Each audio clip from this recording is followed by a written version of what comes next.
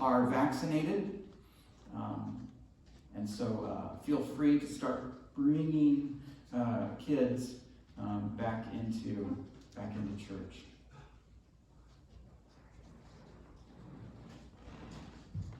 You got your finger in Psalm 4? All right. On the screen is the traditional verse or passage for the gospel passage for the third week in Easter, and it's this. While they were still talking about this, which is everything that just happened, Thursday, Friday, Saturday, Sunday, while they were still talking about this, Jesus himself stood among them and said to them, "Peace be with you." They were startled and frightened, thinking they saw a ghost. They might not even believe in ghosts. That's the funny part. He said to them, "Why are you troubled? And why do doubts rise in your minds? Look at my hands and my feet. It is I myself. Touch me, see me.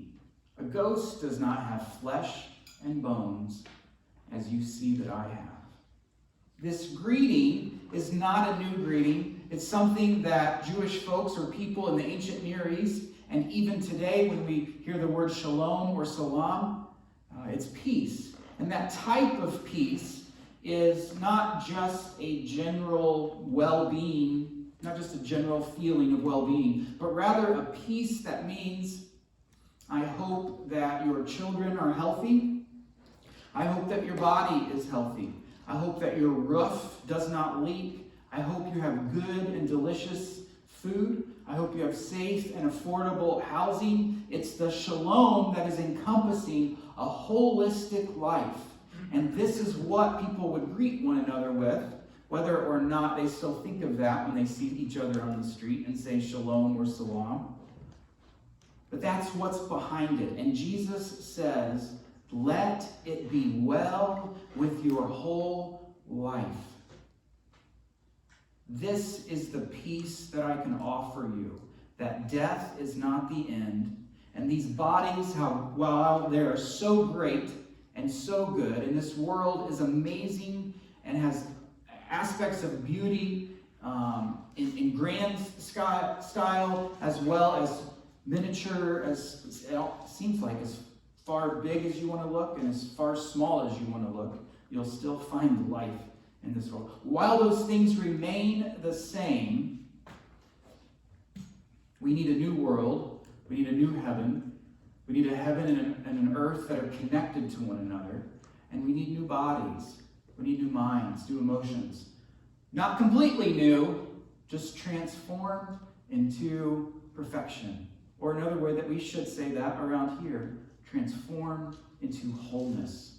And Jesus greets them with this peace, based upon the body that was torn that he has, which is now alive. And he's offering that to them. And their lives are going to get significantly worse from this day on. He shows them a resurrect. I mean, you can't, this stuff is, you can't make it up. It almost sounds too literary to be true, like a novel or a book. The day that he shows them the resurrected body and they touch his wounds and his scars, their lives are going to get significantly worse. They're going to be persecuted because they commit to love and justice and mercy and compassion and truth-telling. And it's not going to go well for them. The only one that makes it to old age is John, who we just finished studying with the last book of the Bible, the Revelation, the Apocalypse of John. And so Jesus is offering them peace, which is not going to be based upon their circumstances. I want great circumstances. I want goodness in life. I want the good things. I want good things for your lives in the fullest. But there comes a point where there has to be access to peace is not based upon the drama and the trauma that's going around us. Psalm 4 invites us into this type of peace.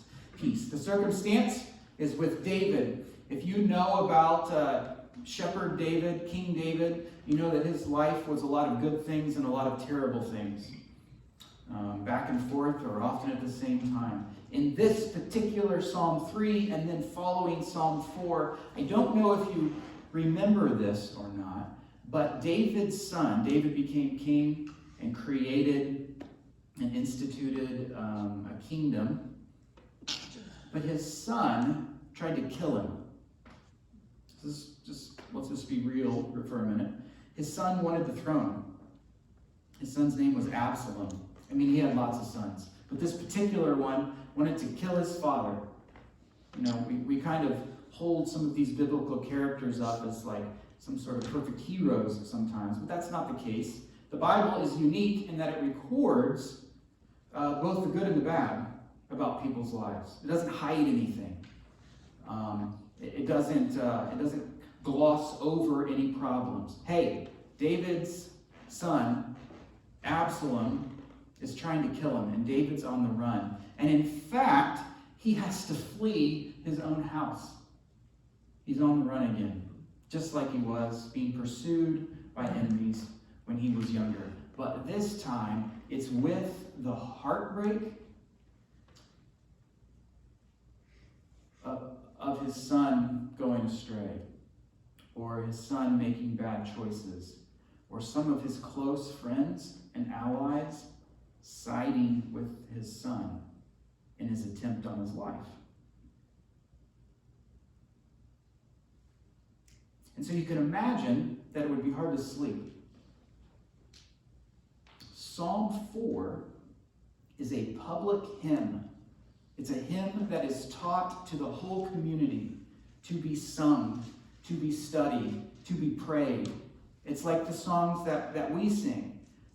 David wrote this song with the intention of not only expressing what was going on, but also so that the whole community would be singing this at least once a year as a group. And it is how to sleep unafraid. That's it right there. So what are we talking about in Psalm 4 this morning? How to sleep unafraid. How to access that peace which doesn't depend on the drama and the trauma around us. How to sleep unafraid. If you, some of us have different personalities, and I mean not some, we all have different personalities. Some of us have personalities that are more prone towards night brooding. We can't sleep, we lay down, but we can't fall asleep. Our minds are running. And if we're in pressure situations or anxiety situations, or if we have enemies, it can be hard to fall asleep. And I don't want us to pretend that we don't have enemies. Christianity, sometimes the faith gets presented as niceness. Like we're supposed to be nice to everybody and make situations nice. And even if somebody does something wrong or says something bad about you, oh, just be nice back. I want you to know that that's not actually the Christian faith. That's like a lip gloss version of the Christian faith. That doesn't actually change circumstances. We don't form into Jesus by being nice to everyone, no matter what's going on. No, we form into Jesus by turning the tables on situations where we have enemies. So don't pretend that we don't have enemies. It's a whitewashed faith to say that our enemies turn into friends. Niceness is not the base of our faith. Jesus had enemies, and Jesus teaches us how to respond in justice, how to respond, the thing we talk about a lot here, boundaries. When you have enemies, you got to set those boundaries. Strong boundaries when you have enemies. And sometimes we're able to do good things for them. And sometimes, side note, we need to never see them again. And that's okay too. So on our bed at night, brooding over the doom and the dread. I know that it's popular. There's a little phrase that's kind of just organically come up, Sunday scaries. Is anybody familiar with the phrase Sunday scaries? It's that phenomenon, it's just a funny word to say, that phenomenon where because we have work or school on Monday, the later that it gets on Sunday afternoon and into the evening, we start to get the Sunday scaries. The anxiety or the feelings of doom or dread of having to go back, right? Because we had Friday night, and then we had all day leisurely or recreation or working around the house or watching movies all day Saturday. Sunday morning, let's say the sun is shining when we wake up, and it feels good to sleep in a little bit, but each hour that goes by, we get the Sunday scaries. Maybe it's hard to... Actually, when I was younger, that really affected me. I couldn't fall asleep on Sunday nights because of thinking about everything that I had to do on Monday. The dread that falls on us, that keeps us from sleeping, where our minds are wound up. For David's situation, it's because his son is trying to kill him and take the throne, and he has to go on the run. And he had friends that turned on him, that said they were loyal, but then left. And so now he's on the run with heartbreak as well. And it makes me think just a little bit about, well, you know, Peter sort of lacked loyalty when he cussed a little kid out in front of a bunch of people around a fire and said, no, I don't even know the man. You know, Judas, sort of like when the crisis was real, when the heat got turned up, you know, Judas was a guy who kind of lost his loyalty to the Messiah and to the ways of the Messiah as well. And they're not two different situations.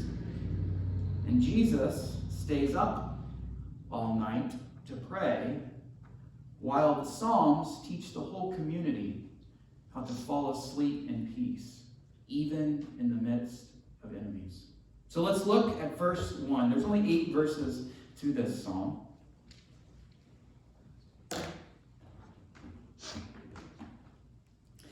In distress, in a tight corner, David says, answer me when I call to you. O my righteous God, give me relief from my distress. Be merciful to me and hear my prayer. Pause there for a minute. That relief from my distress, actually the Hebrew has a phrase that's similar to us. Have you ever thought to yourself, I've painted myself into a corner? In my mind, I'm paralyzed. My anxiety is so great that I can't do anything. I can't go to work. I can't leave. My mind's just like on autopilot. For me, I say, gosh darn it, I painted myself into a corner again, and I don't know how to get out, right?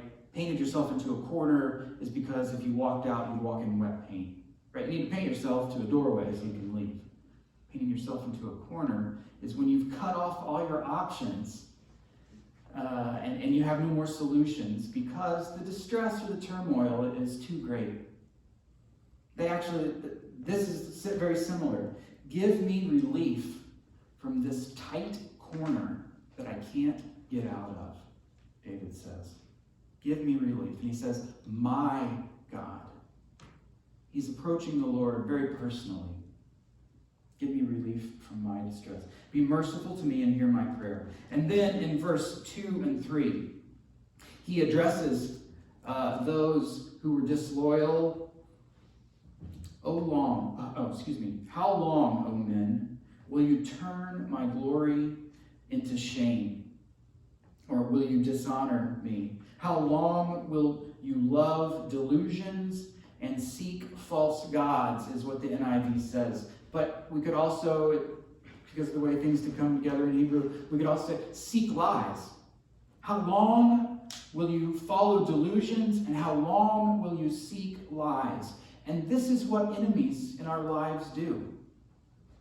They slander, they say things that aren't true, they set us up to fall, they try to make our lives miserable. These are what enemies do. And it isn't so much just that an enemy can be illness, an enemy can be not having health care, an enemy can be lack of money, lack of food, lack of shelter, an enemy could be a boss, an enemy could be our home that needs repairs, but we can't afford to do it. But let's not forget that many of these situations are created by people. And to understand the scriptures and to live out into forming like Jesus, we need to recognize that we do have enemies. And oftentimes, they're people. And so these people are saying bad things, seeking bad things, saying lies. They're disloyal. Verse 3. Know that the Lord has set apart the godly for himself. The Lord will hear when I call to him. In verse 2, David is appealing to the people, enemies. He's appealing to them from a sense of goodwill. Or he's appealing to them from a sense of common sense. Hey, wake up, let's reason together, David is saying to him. Look what's going on. But the thing about it is that oftentimes, and most oftentimes, enemies don't want to reason. When somebody is gaslighting you or lying to you, it's not based on reason. It's not based on common sense. It's not based on what's real. It's made up. It's delusional. And nobody wants to reason together. But in verse 3, David responds to his own appeals, knowing that whether he gets vindication from people or not, what he's really looking for is the vindication from God.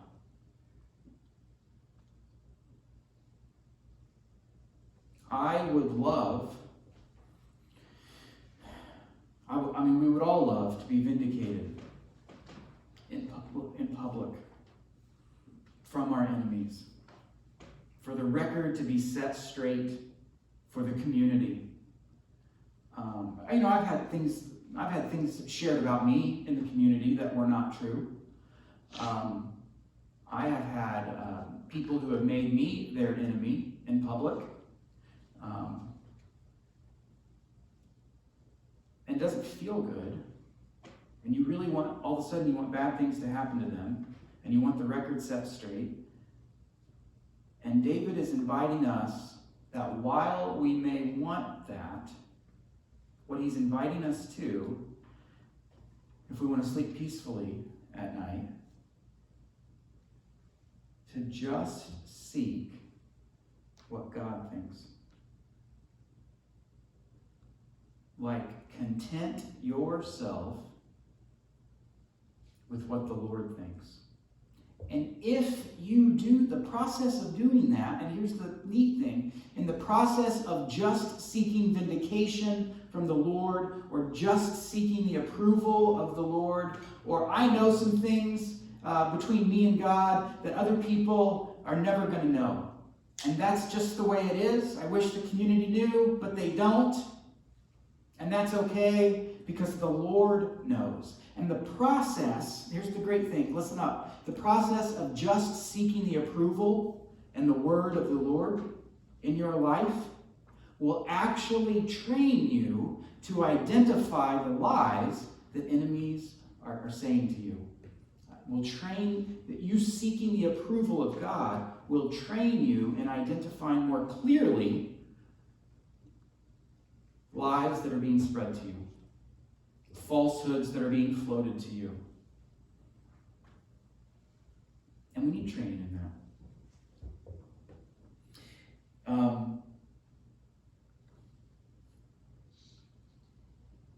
I was talking with Lindsay the other day, actually this week, about being faithful as a pastor and as a minister and as a Christian over the last 4 or 5 years, being faithful as a church. And while we've seen, lots of churches in North America trade their faithfulness for other things in our recent history, I was telling Lindsay, and I know it's going to come across, I don't know if it's going to come across harsh or not, but I was telling her, Lindsay, I would really love for you to understand exactly what I mean when I say, I stayed faithful, and it was hard. I'd really like for you to internalize that and know that, but I also want to tell you this great joy that I have in that, is that God knows. God knows that I stayed faithful. And a pastor friend and I, who talk regularly counsel one another, Andrew at Urban Light Community Church on South Madison.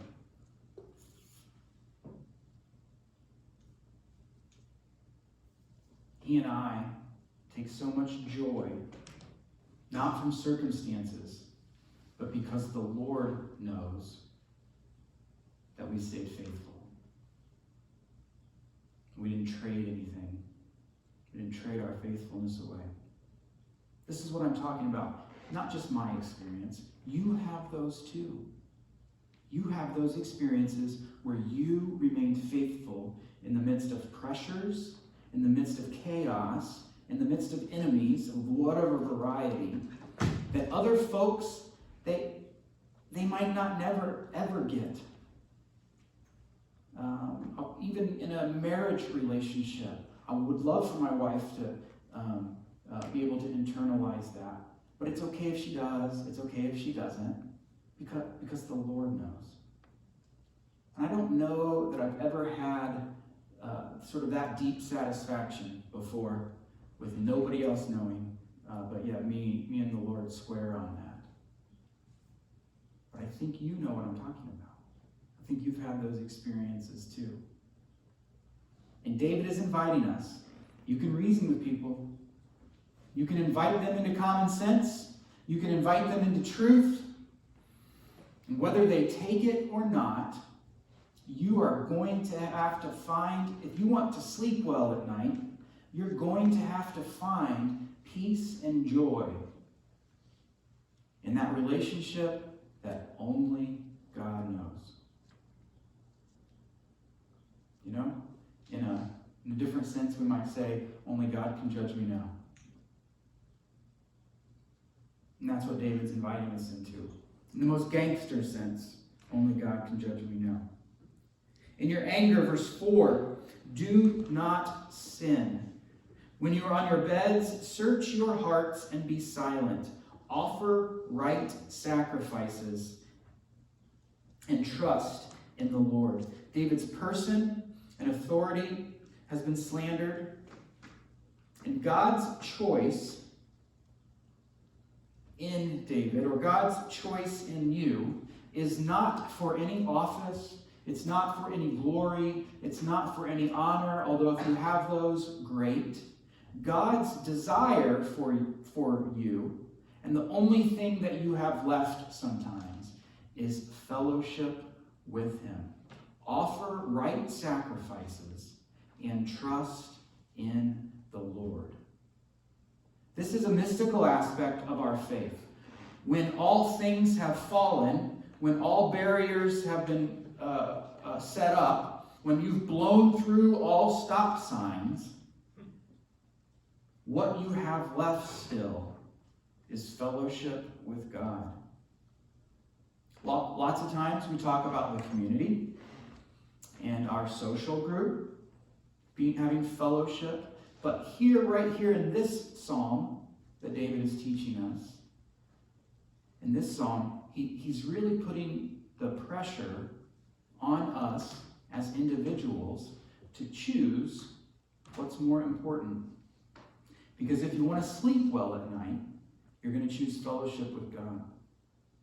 You're going to choose the mystic path. You're going to choose the path of communicating and praying with him in your heart.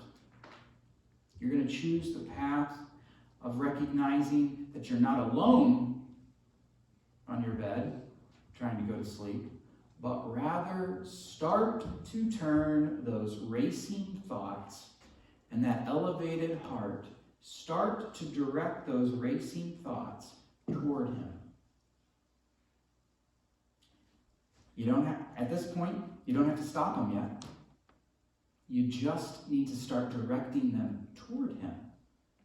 Turn the racing heart, the racing mind, toward God. Start saying those things and directing all of that to him. And in that process, he starts and begins to give us clarity.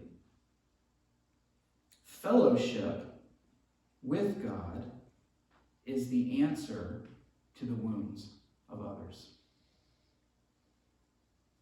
In your anger, do not sin. We've heard this before. This is the people before in the verses above are inactive. David's asking them for help. He's asking them for friendship and loyalty and action, and they're inactive. Or if they're active, they're lying about him.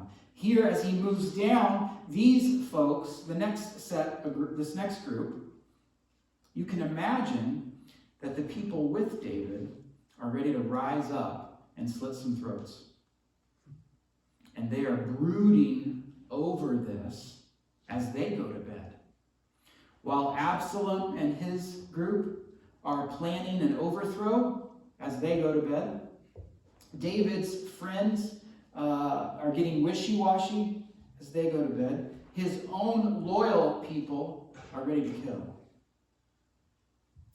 I can imagine that if anything has ever happened sometimes to you, or especially with your family members, or your children, or your grandchildren, it's not uncommon to have a kill thought or a death wish for somebody in your mind or in your heart. And David is saying that when we go to bed, in verse 4, in your anger do not sin. We see this in the New Testament. Be angry and sin not. It's okay. It's right. It's proper. We are being taught with this hymn to be angry at injustice and at wrong. It's okay to be angry. I'll say it again. It's okay to be angry. But remember, don't sin in your anger. So direct that anger. When you are on your beds, search your hearts and be silent. So now he's speaking to us or to his family members. Do not plot. Do not plot the misfortune of others. And really, isn't that what Jesus calls us into when we have enemies? Is to not return wrong with wrong. And so, if you want to sleep well at night in the midst of drama and trauma with enemies, quit plotting bad things to happen to your enemies. You can be angry, you can defend yourself, you can seek vindication with the Lord, seek vindication in public, although it might not get you that far. But do not plot bad things to happen to your enemies. And this is what makes us Christian. That's it. Not being nice and lip glossing things. No. It's the refusal to plot wrong toward our enemies. That's what makes us different. That's what makes us people who touch the side. That's what makes us people who believe in the resurrection. God's their judge. Just like you have special mystical fellowship with God in your prayers, and God is your judge, God is also their judge, and he'll take, he's merciful, but really only if you want it. Only if you want it. So now, those in our families or maybe ourselves, sometimes when we fly off the hook,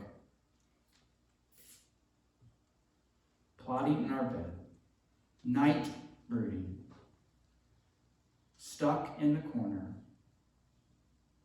David invites us, just do right. Don't plot wrong. Verse 6, many are asking, who can show us any good? Let the light of your face shine upon us, O Lord. You have filled my heart with greater joy than when their grain and their new wine abound. What's he saying here? He's saying that some of his friends are longing just for the chaos to be over. They just want good time. They want to go back to good times. Man, hasn't that been like over the last year? I just want to go back to good times. I mean, COVID has been an enemy. Those who should have acted and did not act in places of authority have been an enemy. And many of us have longed, and I know it because you told me, and I said it to you too. I just want to go back to good times. Now, sometimes when we say, I want to go back to good times, we're actually painting the past with rose-colored glasses because it wasn't as good as we think it was. There were no golden age. There was no golden era. We just like to say that because we're uncomfortable in the current present time for some reason. But isn't that what we do? David is saying that many in the kingdom, or many in the group, or many in the community are just looking. I just wish that we could just have a simple harvest. Just wish we could make our wine and press our olives. Just want to go back to when we sat and drank coffee in the morning and at night. The easy life. Because what? They're on the run. They're running from another faction of David's family. They're on the run. And I just wish that we could get off the run. I wish we didn't have to sleep in hotels and out of suitcases anymore. I wish we could just go back home. And David is recognizing, I understand that you see that. But then in verse 7, look closely. Addressing Yahweh, addressing God, he says, you have filled my heart with greater joy than when we had those good times. And friends, that's the hook right there. That's the piece. That's the chord progression right into the hook. That's the piece. That whether there are good times or whether they are chaotic times, whether we have peace from enemies or whether we're surrounded by enemies, David teaches us to sing that in that mystical fellowship and in the prayer private lives that we have with God, where he vindicates us and judges us, and it's wonderful. He has so much mercy. And tells us who we are and gives us a new name. In that private time, in that private place, David says, that is so much better than all these good times where we've got our wine and our oil and the fields are healthy and our kids are having fun in sports and everything seems to just really be hitting on all cylinders. Right? If we ride the wave of good times and bad times, it will be bumpy and confusing. And I'm not saying that you should insulate yourself from bad times. I'm not saying that you should insulate yourself from feeling up or feeling down. No, the Psalms teach us to feel up and to feel down, to feel good and to feel poorly. The Psalms teach us that. It's okay. You have permission to feel what you're feeling. But what he's asking us to anchor in is the joy and the peace of a guy walking through the wall who was dead, who now has scars that we can touch, but he has a new body. The peace that he brings is not based upon what empire is in charge. The peace that he brings is not based on who has the most might, is not based on who has the most power, is not based upon who has the most money. All of those things are foregone conclusions. It's God, God, God. And you can know that in the private recesses of your heart, in your mystical fellowship prayer, where you root your joy and the peace be with you in God, rather than whether the times are good or whether the times are bad. And I want you to know that that's also what makes us Christian, is that we rely on the truth of the resurrection, that we rely on the coming resurrection to set all things straight. But I want you to know that there are moments available to you where you can feel that in your heart now, so that you can sleep well at night. He teaches the Hebrews, the faithful Hebrews, teach us a song about anger, palace intrigue, disloyalty, death, son against father. Teach us how to sleep well at night in the worst possible situations of empire, situations of kingdom, and also situations of family breakage, right? I mean, it's global. This song is global, and it is local.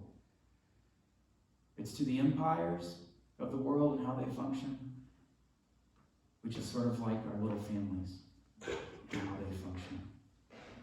And he concludes, I will lie down and sleep in peace. For you alone, O Lord, make me dwell in safety. You guys can come up if you want. It's this idea in verse 8, I will lie down and sleep in peace. And the way that phrase is constructed, you were lying down and you were brooding, or you were making arguments in your mind or arguments in your head against this person or that person, or you were plotting bad things for enemies, or you were inactive and saying, oh, my hands, I'm not going to get involved. I'm not going to get involved. Or you're going to get over-involved and harm somebody. And so you lied down, and all of this junk came out, and you could not fall asleep. But the way that the song is constructed and the way that it ends is that the moment that your head hits the pillow, you fall asleep. And I gotta let you know that last word, safety, is actually unafraid. Your pillow, your head hits the pillow, and you fall asleep unafraid. And so we've gone for full circle into forming like Jesus, where he can sleep in the bottom of a boat that's getting beat to death by a storm. Let's stand up and leave singing.